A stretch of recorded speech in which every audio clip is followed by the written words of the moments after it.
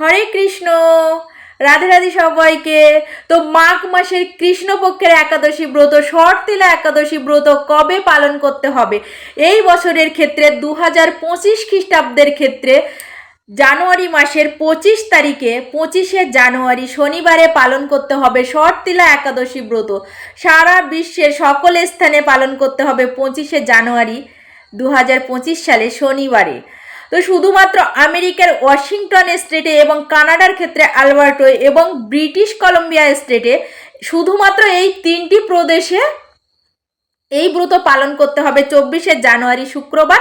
এছাড়া বাদবাকি পৃথিবীর বাদবাকি সকল স্থানে ব্রত পালন করতে হবে 25শে জানুয়ারি শনিবারে। আজকে আমরা জানবো এই শর্তিলা একাদশী ব্রত মাহাত্ম্য সম্পর্কে এবং পরদিন সকালে, ব্রতের পরদিন সকালের পারণের সময়সূচি প্রদান করব। অবশ্যই আপনারা এই মাঘ মাসের কৃষ্ণপক্ষের একাদশী ব্রত, শর্তিলা একাদশী ব্রত অবশ্যই পালন করবেন।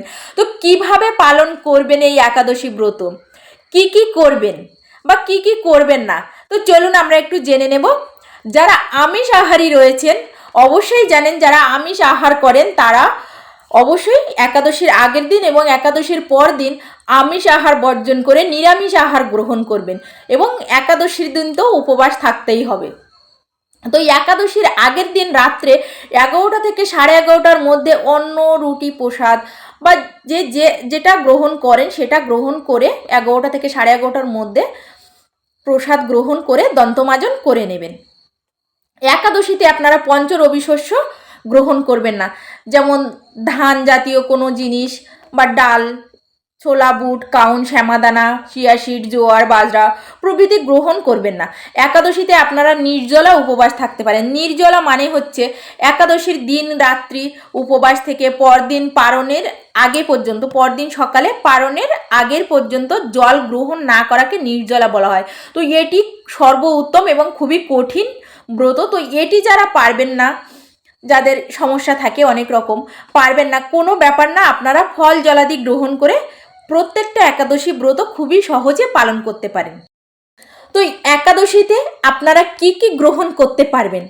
বিভিন্ন রকমের ফল, দুধ, কাজু বাদাম, কাঠবাদাম, বাদাম সেদ্ধ, আলু কুমড়োর সবজি বা পেঁপের তরকারি, পেঁপের পায়েস, সাগুদানার পায়েস, সাগুদানা ফ্রাই প্রভৃতি একাদশীতে গ্রহণ করতে পারবেন। তবে রন্ধনের ক্ষেত্রে বিশেষভাবে খেয়াল রাখবেন, সূর্যমুখী তৈল বা বাদাম তৈল বা বিশুদ্ধ ঘি দিয়ে রান্না করবেন। এবং একাদশীতে আপনারা কি কি করতে পারেন? একাদশীতে প্রাতঃ স্নান করতে পারেন, মঙ্গল আরতি করতে পারেন, তুলসীতে জলদান করতে পারেন, তুলসী প্রদক্ষিণ করতে পারেন, ভগবানের সেবা পূজাদি করতে পারেন, ভগবানের চরণে পুষ্প, তুলসী পত্র অর্পণ করতে পারেন, বেশি বেশি হরিনাম জপ করতে পারেন, গীতা অধ্যয়ন করতে পারেন, বেশি বেশি শাস্ত্র অধ্যয়ন করতে পারেন এবং নির্দিষ্ট একাদশীর ব্রত মাহাত্ম্য পাঠ করতে পারেন। তো এই একাদশীতে আপনারা শর্তিলা একাদশী ব্রত মাহাত্ম্য পাঠ করবেন। একাদশী পালনের পর দিন সকালে নির্দিষ্ট সময়ের মধ্যে ভাত, রুটি, ছাতু, চিড়া প্রসাদ গ্রহণ করে পারণ ভঙ্গ করে নেবেন। এই ব্রতের নাম হচ্ছে শর্তিলা একাদশী ব্রত। তো শর্ট মানে হচ্ছে 6 প্রকার এবং তিলা মানে হচ্ছে তিল দ্বারা 6 প্রকার বিধির বর্ণনা রয়েছে। তো সেগুলি কি কি? এই যে একাদশীতে কেউ তিল দিয়ে 6 প্রকার বিধি অনুসরণ করেন বা পালন করেন, তাহলে তিনি সকল প্রকার পাপ থেকে মুক্ত হতে পারেন। তো সেই 6 প্রকার বিধি কি কি? শর্তিলার 6 প্রকার বিধি হচ্ছে তিল দ্বারা 6 প্রকার বিধি ভগবানকে সন্তুষ্টি করার জন্য পালন করতে হবে। তো 1 নাম্বার হচ্ছে তিল শরীরে ধারণ করা, দ্বিতীয় নাম্বারে আছে তিল দ্বারা স্নান করা, 3 নাম্বারে তিল জলে মিশিয়ে তা দিয়ে তর্পণ করা, 4 নাম্বার ভগবানের সেবায় তিল ব্যবহার করা, 5 নাম্বার তিল দান করা, 6 নাম্বার তিল ভোজন করা। এই 6টি বিধি যদি কেউ পালন করেন এই শর্তিলা একাদশীর ক্ষেত্রে, তাহলে তিনি সর্ব পাপ থেকে মুক্ত হতে পারেন। এখন প্রশ্ন হচ্ছে, তিল তো পঞ্চরবি শস্যের অন্তর্ভুক্ত, তাহলে কি তিল ভোজন করা যাবে? সকল একাদশীর ক্ষেত্রে তিল বর্জনীয় হলেও এই শর্তিলা একাদশীর ক্ষেত্রে তিল ভোজন করা যাবে। সেটা শাস্ত্রে বিধান রয়েছে শাস্ত্রে বিধান অনুযায়ী এই শর্তিলা একাদশীতে অবশ্যই তিল ভোজন করা যাবে, গ্রহণ করা যাবে। তো কেউ যদি ইচ্ছুক হন তাহলে আপনি তিল ভোজন করতে পারেন, তিল দান করতে পারেন, তিল দ্বারা তর্পণ করতে পারেন, ভগবানের পূজাদি করতে পারেন, তিল দ্বারা স্নান করতে পারেন। কেউ যদি চান অন্য অন্য সকলগুলি করবেন, তিল ভোজন করবেন না বা গ্রহণ করবেন না, সেটিও করতে পারেন।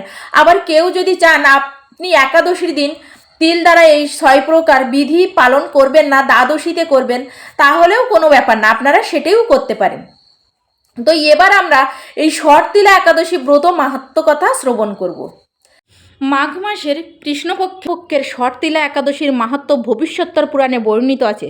যুধিষ্ঠির মহারাজ বললেন, হে জগন্নাথ, মাঘ মাসের কৃষ্ণপক্ষের একাদশী তিথির নাম কি, বিধি বা কী এবং তার কী ফল সবিস্তারে বর্ণনা করুন।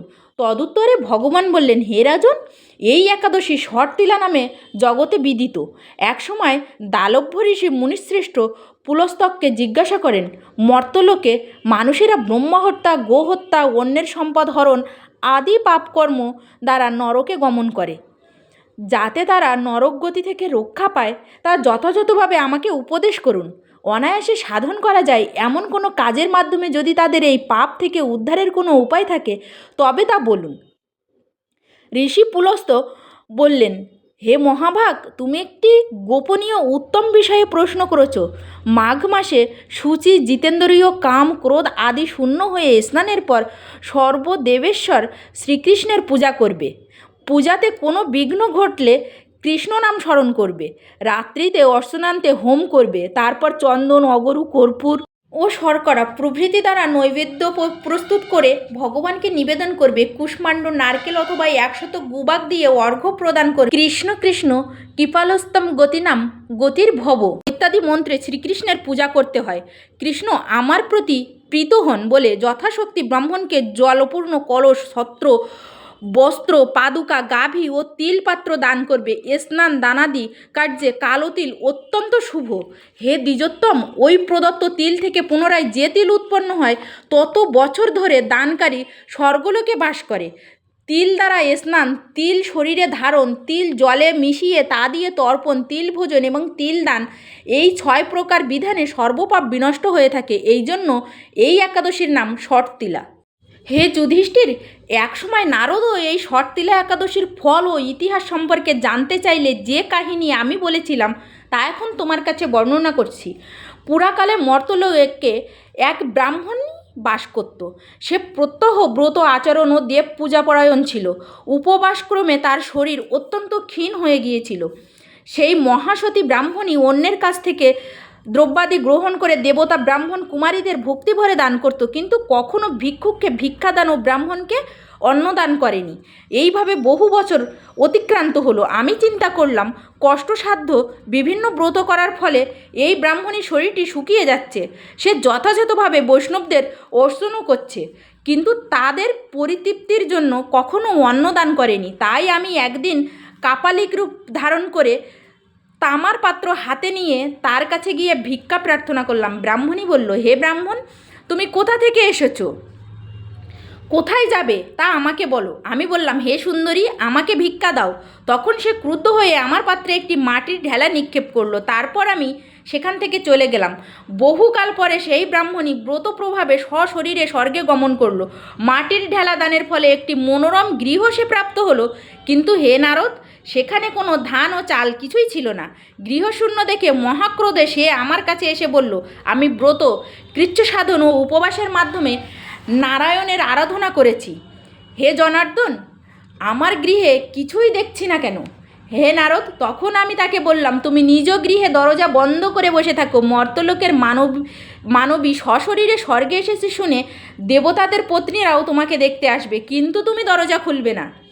তুমি তাদের কাছে শর্তিলা ব্রতের পূর্ণ ফল প্রার্থনা করবে। যদি তারা সেই ফল প্রদানে রাজি হয় তবেই দরজা খুলবে। এবার দেবপত্নীরা সেখানে এসে তার দর্শন প্রার্থনা করল। শর্তিলা ব্রতের ফল পেলেই কেবল সেই মানবী দর্শন দেবেন জেনে তাদের মধ্যে এক দেবপত্নী তার শর্তিলা ব্রতজনিত পূর্ণফল তাকে প্রদান। তখন সেই ব্রাহ্মণী দিব্যকান্তি বিশিষ্টা হলো এবং তার গৃহে ধনধান্যে ভরে গেল। দ্বার উদ্ঘাটন করলো। দেবপত্নীরা তাকে দর্শন করে বিস্মিত হলেন। হে নারদ, অতিরিক্ত বিষয় বাসনা করা উচিত নয়। বৃত্ত স্বার্থ ও অকর্তব্য। নিজ সাধ্যমতো তিল, বস্ত্র ও অন্ন দান করবে। শর্তিলা ব্রতের প্রভাবে দারিদ্রতা, শারীরিক কষ্ট, দুর্ভাগ্য প্রভৃতি বিনষ্ট হয়। এই বিধি অনুসারে তিল দান করলে মানুষ অনায়াসে সমস্ত পাপ থেকে মুক্ত হয়। তো এই ছিল শর্তিলা একাদশীর ব্রত মাহাত্ম্য কথা। এবার আমরা এই শর্তিলা একাদশী পরদিন সকালে পালনের সময়সূচি জেনে নেব। তো বাংলাদেশে 6:39 থেকে 10:14 মধ্যে পালন করে নেবেন। পশ্চিমবঙ্গে 6:25 থেকে 9:58 মধ্যে পালন করে নেবেন এবং দিল্লিতে 7:12 থেকে 10:46 মধ্যে পালন করে নেবেন। বৃন্দাবনে যারা আছেন তারা 7:08 থেকে 10:44 মধ্যে পালন করে নেবেন। তো ভালো থাকবেন সবাই। যে যেখানে আছেন, যে যে স্থানে আছেন, সঠিক নিয়ম বিধি মেনে অবশ্যই এই শর্তিলা একাদশী ব্রত পালন করুন ভগবানের সন্তুষ্টির জন্য। তো ভালো থাকবেন সবাই। রাধে রাধে। জয় শ্রীকৃষ্ণা।